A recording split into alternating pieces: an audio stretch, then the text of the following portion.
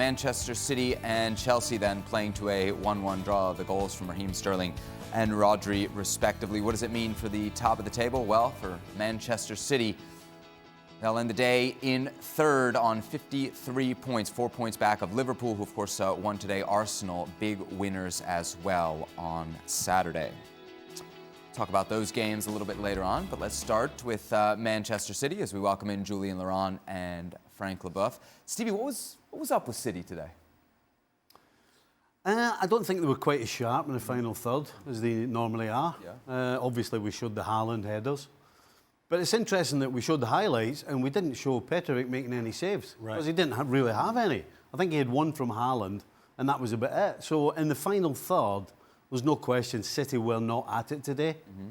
But you've got to give huge credit to Chelsea's back four. They were absolutely phenomenal. I mean, Disasi almost couldn't put a foot wrong.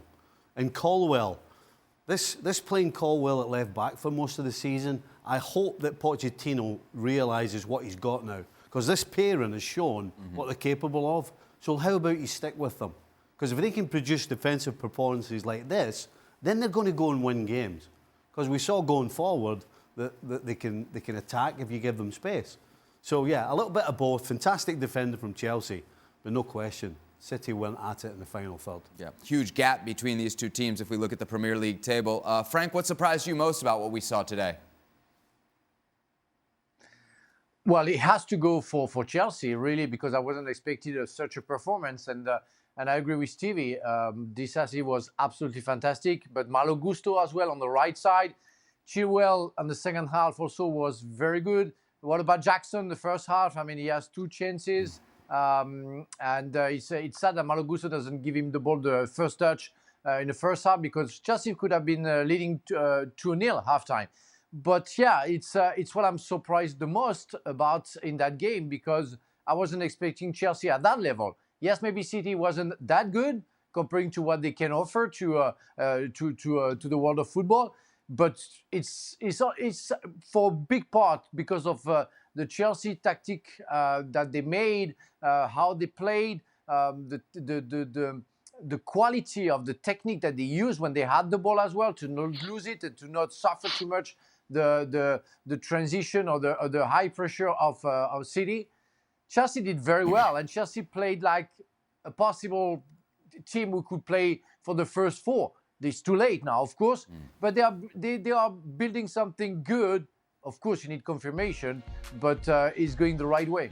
Jules, what do you think? Another one-off for Chelsea or something to build on? I mean, after all, we're looking at the expected goals here. Manchester City had their chances, especially Erling Haaland. Oh, yeah, massively. And you have to say that Chelsea rode their luck a little bit. Of course, if Haaland scores the first header after 10 minutes, they 1-0 up, and it's a very different game. But as Stevie said, City were not sharp enough in the final third. Even if Haaland could have had a hat-trick easily, there's the other big chance that we didn't show on the highlight reel that Petkovic saves. And there's another one where he's maybe not sharp enough to react on a rebound at some point. But that's got nothing to do with Chelsea. They were good. They were well structured. The issue I have is the lack of consistency. Remember how bad they were in the first half at Palace only 5 days ago. Then they're capable of this. What will be the game that they will have next weekend against Liverpool in the League Cup final at Wembley? Nobody knows. Nobody can tell us today this is what Chelsea are going to do against Liverpool in 7 days' time, because it's impossible to tell. They're so up and down. There's just nothing in terms of consistency, which is a shame, because Frank is right. When they play well, they can do really well. And we saw that against Arsenal, against City on both games, even against Liverpool on the first game of the season. However, there have been too many times, like against Wolves, like against Palace in that first half, in the last game too, where they were just shambolic. So it's hard to tell really because of the lack of consistency. Good game nonetheless. I mean, tense. What's your big takeaway? Should we be focusing on what Manchester City maybe left on the table or what Chelsea accomplished, Casey? Well, I think because Chelsea's season's more or less over, you're looking at Man City in this fight to see if they can really be a title contender. And when you've got a game in hand, it's in your hands. If you win your games, you're there. And then to slip up in this game where they had, again, 32 shots, and 5 on target. I mean, when Stevie says they were a little bit off in the final third, the statistics show that. And it's a Man City team we know. Even when they scored the equalizer, my first impression was, okay, they'll get 2 more. Yep. They'll win this game 3-1. And they created enough chances to do that. But again, I like what Frankie and Jules are saying, that Chelsea did do enough. And that they showed something that I don't think we've seen consistently this season. Just a bit of a fight, a bit of a resilience, where I think at different times in this season, it would have finished 3-1, and Man City would have cruised away with 3 points in the end. I'm going to stick up for the goalkeepers here. This game could have finished completely different. That's what I'm saying. It didn't feel like a 1-1, right? Had Ederson not made the save at 1-0, Yep. City weren't getting anything from this game. Yeah. So Jackson had his anybody who chances listens to us when we talk about, having a world-class goalkeeper gains you points during the season. If anybody thought that we weren't being truthful, this is the perfect example, because they don't get anything unless Ederson makes that save. They don't get anything out of this game. They're not coming back. Is there a bigger concern for City here? Because obviously they dropped points today, but it feels maybe recent performances like something's been coming. Copenhagen's one thing, they win 3-1, but maybe they didn't blow them out like you might have expected. Right. The Everton game the other week, it took them a long time to break through. My worry for City is not about what they do going forward. This team can't keep a clean sheet. They got 2 clean sheets in the last 14 Premier League games. And again today, they were lucky they only lost 1. Yeah, for sure. They got hit on the counter multiple times. Yeah, and the biggest problem they have is they can't deal with genuine pace.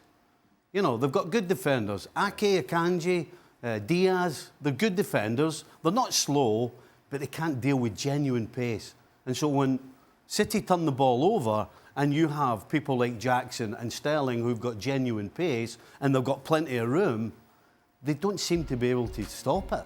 And that would be my one worry. I think when you have 32 shots and you have 70% of the ball, teams are going to be sitting in and you're going to have some games where it's just not quite going to work out. And let's be honest, we're sitting here talking about Haaland missing 2 of the easiest chances he will have. Right? Yeah. So I don't think the worry is for City going forward. The worry is how do they keep a clean sheet? Yeah. Jules, what do you make of this Manchester City defence? Is that their Achilles heel? Yeah, I agree with Stevie completely. I mean, the stats to start with, 2 clean sheets in 14 is not enough. This is not good enough. And this is the time where we thought, okay, this is when the machine starts going on and then they're unstoppable and you can't beat them. But the problem is, if you leak goals like they do, or if you could just concede goals or chances like they do, that machine already is not functioning well. The problem is they can't control space when they don't have the ball, which is something that they did very well in the second part of last season. And this time they don't do well. And you've got different ways of controlling space when the other team has the ball. You force them to do a bad pass, so the ball goes into spaces that is no danger. Or when the ball goes into a good area, then you've got either the defenders with enough pace or reading of the game enough to be there and be the first one on the ball. Or even if they're not first, they're tight enough to don't give any space at all once an opposition player has the ball in those areas. And right now, they don't do any of that. And the boys said the high lines today was really all over the place at time. And there were nobody pressuring on the ball, so it was an easy pass. There's one in the first half where Chilwell has all the time in the world to find Sterling behind the line, and it's Chilwell's mistake because it's a bad pass. Otherwise, I think Sterling is through. And this is just not good enough. And maybe Stones' injury worries this season has prevented Pep from using Stones like he did in the second half of last season, almost in midfield and in that kind of hybrid role that really protected the back 3 really well, or the back 4 at times. And he doesn't have that option now. But he will have to find a solution, because otherwise it's just not good enough defensively right now. Frank, what do you make of City's defensive issues? Do you think this is something that could cost them, whether it's the Premier League or the Champions League down the road? Yeah, definitely. It's a concern, definitely. Last year, they were very strong. It's when really they got the people and Stones, as Jules explained, in the middle of the park, protecting the defenders. It's when they got the results. Today, or this season, Rodri seems to be on his own in that matter, and it's not enough.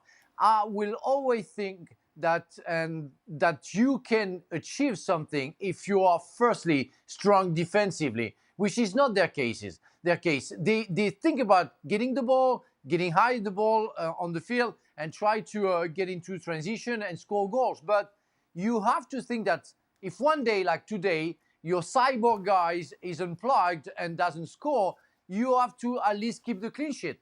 If it doesn't work offensively, you have to secure defensively. And they don't have that option right now. They're too much opened, especially in the middle of the park. And the level of Diaz, Walker, Akanji as well is lower than last season, for sure, 100%. It's why maybe you have those results and the fact they can't keep a clean sheet.